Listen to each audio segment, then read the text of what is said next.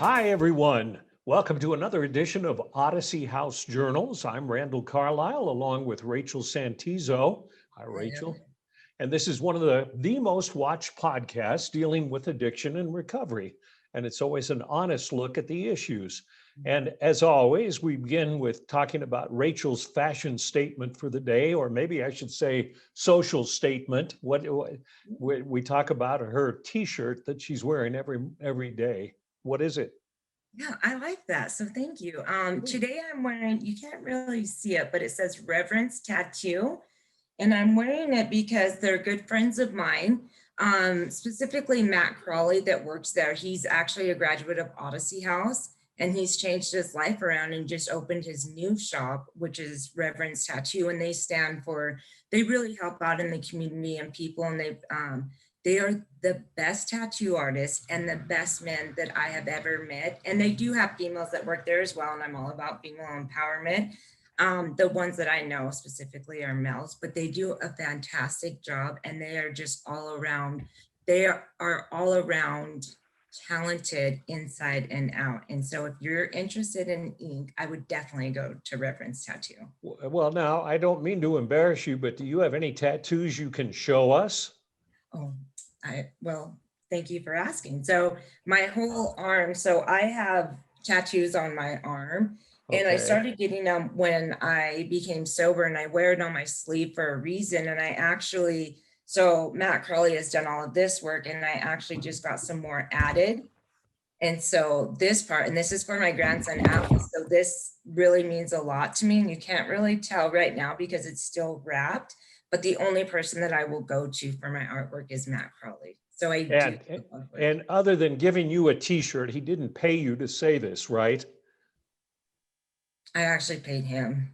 Yeah, well, it's just want to make sure that we're being honest with this podcast. One Yeah. little news note that I came across that I want to share with people, and it's not because, although we are in favor of people getting vaccinated against COVID-19, the CDC just came out with a thing yesterday saying that people who are suffering or who are dealing with a substance use disorder should really, really think about getting vaccinated because they are at a higher risk of getting a severe infection if they get COVID-19 because their immune system is already compromised because of the substance use, and the substance use may also have damaged some of your organs, which could cause more severe damage if you get COVID-19. So they're suggesting if you're using drugs, you should probably get vaccinated just to protect against a serious reaction to COVID-19, serious effects, or even death. That makes sense to me. So, alcohol and liver, and then Hep C, HIV, or also if you're smoking meth or smoking heroin. Right. So that makes sense. So go out and get your vaccination. Yes. Okay.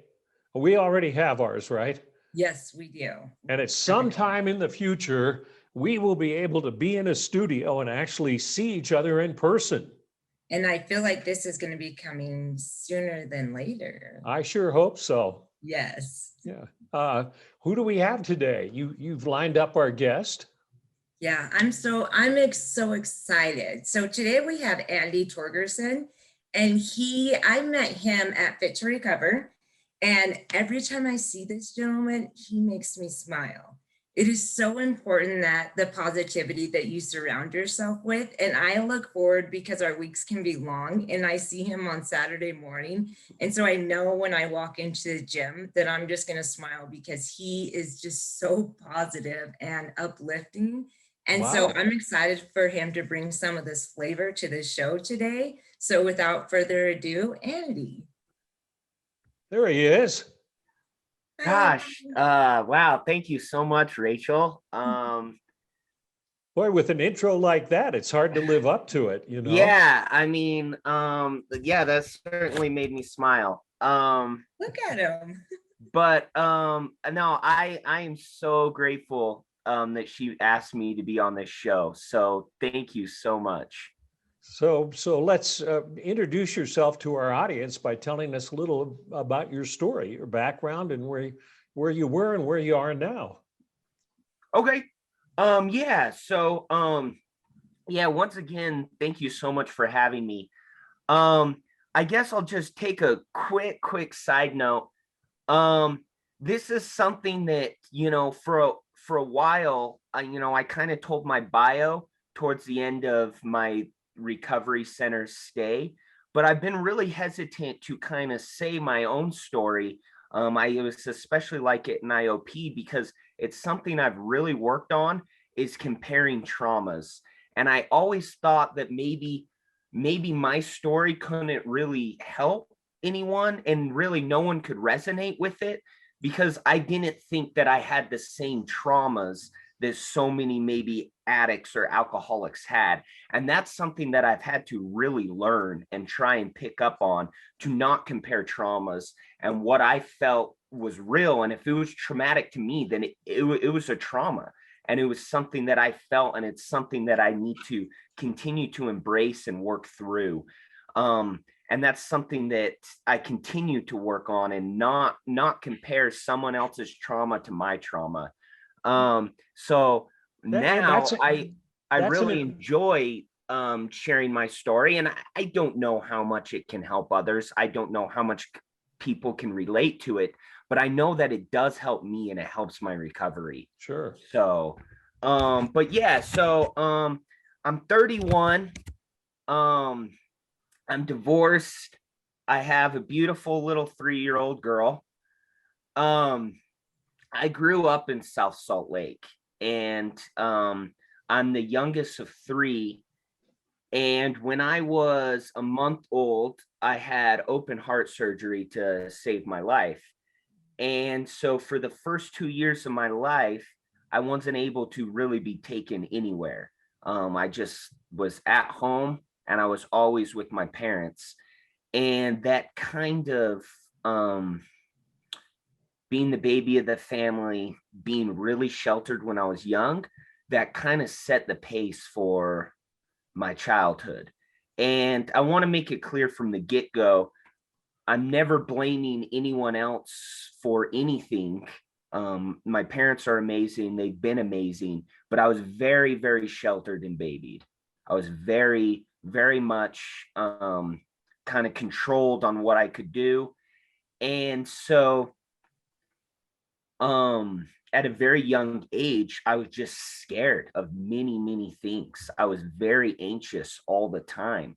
I was scared to leave the house. I remember as early as kindergarten and first grade, I would throw up every single morning before school. I would be very anxious to be around people. My mom actually kind of invented snack time at 10 a.m. at my school because I couldn't eat in the mornings before school because if I ate, I threw up. It just everything I did, I was so anxious. And so that kind of carried with me for a long time. And throughout my younger years, I was always I felt really awkward. I never felt like I fit in. I always felt like I was kind of the kid in the corner, um, just just kind of watching. And I was just anxious and scared and nervous all the time. Um, I'm not sure. So basically, I got into sports, and that was kind of the first thing that made me feel normal. But because it was the first thing that made me feel normal, I had to have it. Like I had to be good at sports. So that intensity and that anxiety and that nervousness, it carried over into sports. Like I throw up in garbage cans before games. And some of these habits are still things that I'm trying to work through and and build towards. But basically because I was kind of teased and picked on a lot and kind of shy and didn't have a ton of friends other than the ones I kind of played sports with, I considered myself doing good habits at the time when I was young.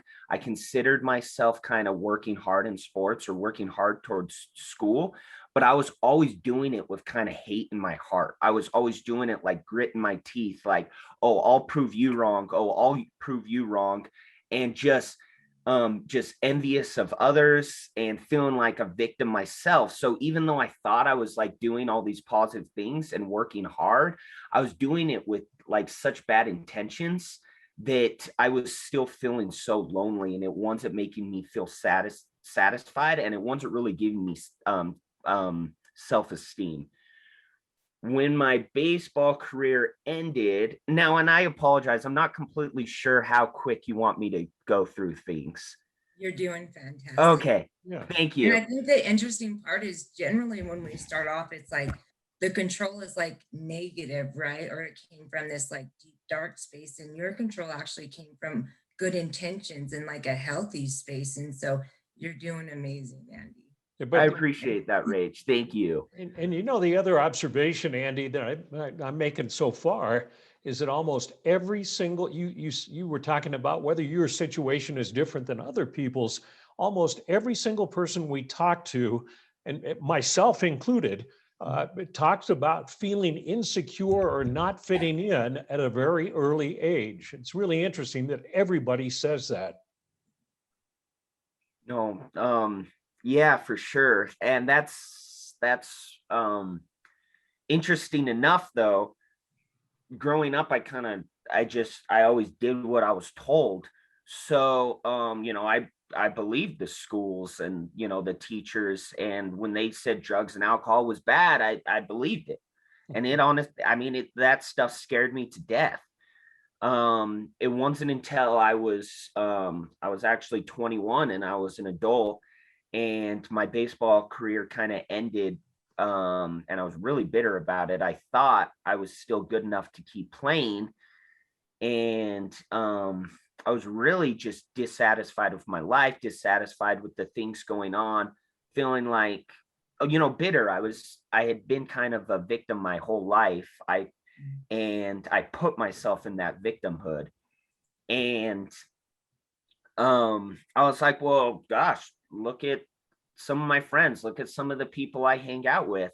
They seem to have it all going on. And I had never had a girlfriend. I had never experienced so many things my friends had. So then when they started offering me drinks, I was like, their life seems a lot better than mine. I'm always anxious all the time. I mean, what the hell? So it was at a Utah football game when I was 21, the first time I got drunk, and the day was amazing. It was absolutely amazing. For the first time in my whole entire life, I was not feeling anxious. I wasn't scared to meet people. I was talking to people like I had known them my whole life. I was confident in the things I was doing. And I went to a party that night, and I was talking to people from high school that I had never said two words to my entire life. They had always intimidated me. I talked to the captain of the basketball team from high school and the captain of the cheerleaders. And I went home that night and I was like, oh my gosh, like socially, this is the cure. This is I found the cure. I got it. So for the next couple years, that's I was still pretty good during the week, but I socially drank a lot, and I had my fair share of blackout moments, but I just considered it socially. And then when I was 23, still never had a girlfriend, by the way. And the reason why this is relevant is just because it's not like like poor, well, it is kind of the poor me. I played a victimhood, and I can never relate to girls. I need alcohol to be around the opposite sex. And then when I finally did get a girlfriend who became my wife, who became my ex-wife, I thought this was all I could do. I thought this was all I've ever had. So this is the best I'm ever going to get. And I let it become my identity. So when I was 23, I started dating her. And I had known her since we were 10. Funny enough, she used to actually tease me and make fun of me all the time when we were kids. I don't know what happened when we were adults, but yeah, we started dating. um, and things just came at me really fast. She had a 5-year-old son, and things that I'd never even experienced before in my life were just coming at me. And I did my very best with stuff. Like I stopped going to the gym. I was really into fitness, but I stopped playing sports. I stopped hanging out with my friends, and I kind of just did what she said. She said she wanted to look into an engagement. That scared me to death, but I still did it. um so we got married. She said she wanted me to adopt her son, and I loved him. But that scared me to death too. But I did it because I just kept my head down and I did what I was told. And a lot of these things I was not ready for, and I certainly didn't have the self-esteem to do it. But I that's all I knew, was just to shut up and just do it. And um I don't want to go too much into this. um but after we got engaged, and during the marriage, it was really hard. um I don't want to play the victimhood, and I've shared this with some people. um but um I want to make it clear, I made tons of mistakes. I made lots of mistakes, and my marriage not working out. I look inwardly, but there was a lot of hard things going on, and there was a lot of emotional and verbal abuse, and there was a lot of physical abuse too. And um, her son was really hard. Um, he was really physically abusive, and there wasn't anything I felt I could do. I was told to just basically shut up and just do what I was told. And it's like every single day I was just so anxious and just so like walking around on eggshells, just wondering what was going to happen next. And I was scared all the time. And um so about 2 years into marriage, I was still drinking pretty socially, although it was getting more. We went on a vacation to California, and it was crazy. They had liquor everywhere. They had it in Smith's. I couldn't believe it. It was awesome. It was like Christmas. And so I drank. I I started drinking at nighttime there. And that was the first time in a few years where I actually went to bed feeling calm, and I felt really good. And even though I was feeling kind of crappy in the mornings, I said, instead of just being anxious and being up all night and rolling around and letting every single worry go through my head, I said, why the hell am I just not drinking every night? Like, what are you doing? So we got home from the trip, and that's what I started doing. And I started drinking every night. And I'll try to speed it up a little bit, but I guess I was doing good enough with things that my wife at the time wanted to start trying to have a kid. And yeah, I mean, my daughter's 100% the best thing in my life. But hindsight 2020, that our marriage was really shaky. We should have not been trying to have a kid, but I just went along with it. And so she did get pregnant, but I was drinking heavily, and it wasn't, I mean, I probably told the doctor, like, when I went to my doctor visit, he's like, well, how often? And I was like, oh, I don't know, maybe like 1 to 7 times a week. No, it was 7 times a week. It was every single night.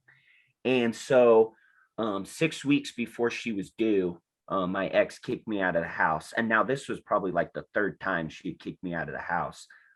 during our marriage, but this time she was due in 6 weeks.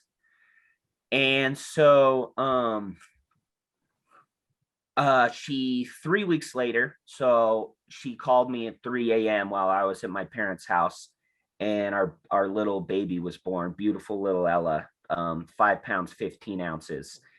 And for many years I'd just been walking around like a zombie, just lack of purpose, lack of direction. Just I didn't even really know. Like, I was just going through the emotions. I didn't even really know why I was still living. But that did give me more purpose. And so my ex let me back in the house, but I slept in the other room in a sleeping bag because she didn't let me back in the bed. And so and I tried not to go into many details, but this was very common occurrences of our marriage. So I was actually just happy that I could be back in the house and be with my little girl. Because of just this newfound purpose, I ended up just white knuckling and not drinking for 9.5 months, just strictly because of her. And then as soon as my ex said, "Hey, I think you're good to go," I stopped that day on the way home and went to the liquor store. And so the next couple years of marriage, I was drinking heavily again. She said she was done. I wasn't going to fight it. I'm trying to kind of speed it up now. Yeah, we've got about 8 minutes left, and I want to hear when you decided to get sober for good and how things went. So go ahead. Oh, shoot. I spent way too much time on that. I'm so sorry. No, that's all right. I wanted to spend more time. So basically, for the 2 years after divorce, it got worse and worse. Like, I was drinking during the day, all day, every day. And then, people talk about kind of their ground zeros. For me, and everyone's is a little bit different. My ground zero was just, complete lack of hope. I don't know how long. Maybe physically I would have still gone for a while, but emotionally, my soul, I was done. So June 30th, 2020, I went into uni, the detox center. Maybe you stayed in the same room I did up there. Oh, it's very possible. Mine was right across from the main desk. What? Mine was right across from the main desk. So that was not mine. The first 48 hours were pretty miserable. And I even convinced myself that, this has been so miserable that this will be a strong enough impression in my mind that I don't want to ever drink again. But it was probably on the third day when I was talking with one of the counselors and doctors. And I grew up LDS. I didn't say this. I grew up LDS, but this was one of the first maybe spiritual experiences I've ever had, where a higher power really enlightened me. He was telling me, and that he goes, for so long, everyone was been like, "Oh, if you keep drinking, you're going to lose this, or you're going to lose this." He put it in the perspective of, man, if you stop drinking and you get rid of all these things that are just holding you back, imagine what you can be. And him flipping the switch like that was the spark in my mind. That a term that I had heard growing up that I loved was being the greatest version of yourself. And that was a spark in my mind where I was like, oh yeah, I had no idea what the greatest version of myself was, but I sure as hell wanted to find out. And that's what I'm striving for every day today. Is I don't know what it is, but I'm going to try to do what I can to find out. So it didn't happen instantly, but I started going to the groups at the detox center.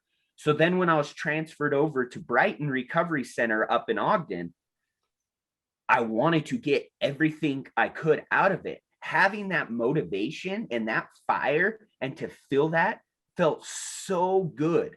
It was something that I had never had, that I had had since I was a kid, but I was experiencing it in a different way, because the motivation back then was to, with envy and to prove people wrong. Now it was just full of what's my potential, and to do this out of just love and the greatest version of myself. And that motivation and that fire, it felt so good that I wanted to feel it as much as possible. So every group, I was striving to feel that. I was striving to learn from everyone. We watched one video in Brighton, and it was about a guy who became an Olympian. But when he was saying, when he was in the recovery center, it started there, and his dailies, he did it like he was an Olympian. He brushed his teeth like he was an Olympian. He read, he meditated like he was an Olympian. And that, I took that to heart, because I said, everything I can do with this passion and purpose. And so when I was reading one of the quotes I read, and I still struggle with this, but it was, how you do something is how you do everything. And I took that to heart too. And so many of these, like, I talked to Randall actually about this pretty recently. So much of these quotes and these movies that had been dormant in my mind were now lighting a spark in my mind, and they were lighting a fire in my mind. And I wanted to use them. I wanted to embrace them. And it didn't matter if other people thought this stuff was cheesy or didn't like it. I used to worry about that all the time. Like, oh, I don't want to act like I like that stuff because I'll get teased. It doesn't matter anymore, because they let us know that my recovery is number one and me staying sober is number one. And if me doing this is going to help that, then that's awesome. Find whatever it is. But so I started doing these things that I enjoyed that when I was a kid. I started reading self-help books again. I was told when I was an adult how stupid those were. It doesn't matter, because this stuff helps me, and this stuff helps me stay sober. So reading Man's Search for Meaning by Viktor Frankl while I was in Brighton's Recovery Center, that was huge, because he says, meaning, you can find meaning in everything you do. And he was bound to be in the Holocaust. Basically, it's a Jewish man who was in the Holocaust and still found meaning in that. Andy, we have a few minutes left. Where did that spark and that fire? Where are you today? Because of that. What? Where are you at today because of that spark and fire? Well, and see, I have good days and I have bad days, but, I wrote in my journal last night, the more I allow the motivation to take me and to build off, the further I get away from wanting a drink, and the more the motivation carries me into the next day. And so what I require today, what I require tomorrow might be completely different than what I require today. But if I'm spiritually in tune, and if I'm doing what I can, and if I'm reminding myself to be the greatest version of myself, then I'm going to at least be able to recognize what I need. And there's a few, I spent way too much time on the backstory, and I didn't realize that. And I apologize, because I wanted to get way more into the stuff I'm doing now. A couple things,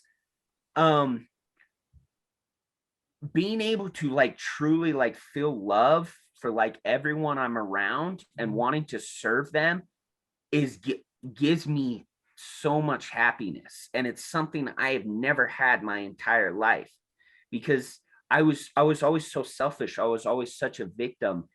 And finding purpose and meaning in in wanting to be around others and embracing them and being positive with them. And Ian at FTR talks about this, but when we were drinking and doing drugs and growing up, I was always that person in the corner that never felt like they belonged. And instead of being bitter about that, like I now am so grateful for that experience, because I can use that to try and do my best to not make anyone feel like they're that person. Because when they're that person in the corner, they're going to want to drink and they're going to want to do drugs. And so if I'm in the room with someone, I don't want them to ever feel like that. That's what I get to embrace every Saturday that I see you. It's all coming together. Yeah, you were right when you introduced him as being a real inspiration. And even though you feel bad about the fact that you focused a good part of this half hour on the negative, the positive here at the end has been just tremendous to listen to. So thank you very much for being a guest here today. Yeah, Andy, and I adored you before, but to be honest, the parts that you did express, I adore you even more now today, all that vulnerability and your story. And I truly hope you continue to share your story. You have a lot of things to say that a lot of people need to hear. So I am super honored and I'm super proud of you, and keep being you, all of you.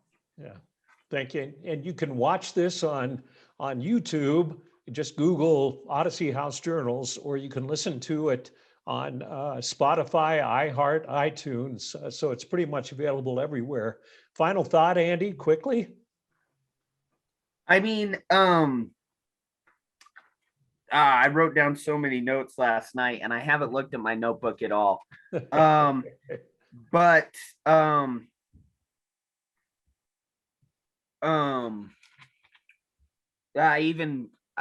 I'll just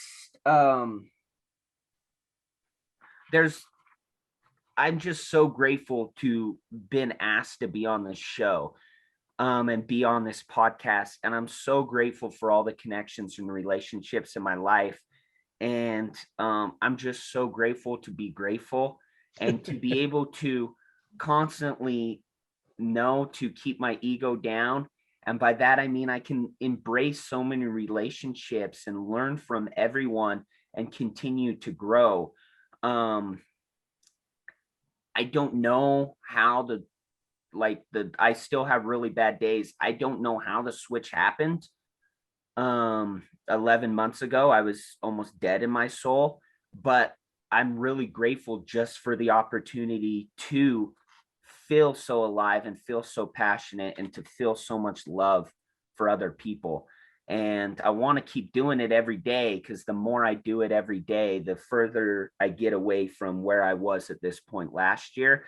And hopefully then the more opportunities I get to serve others, because that's what brings me so much love and peace. And I do feel like brings me closer to the greatest version of myself.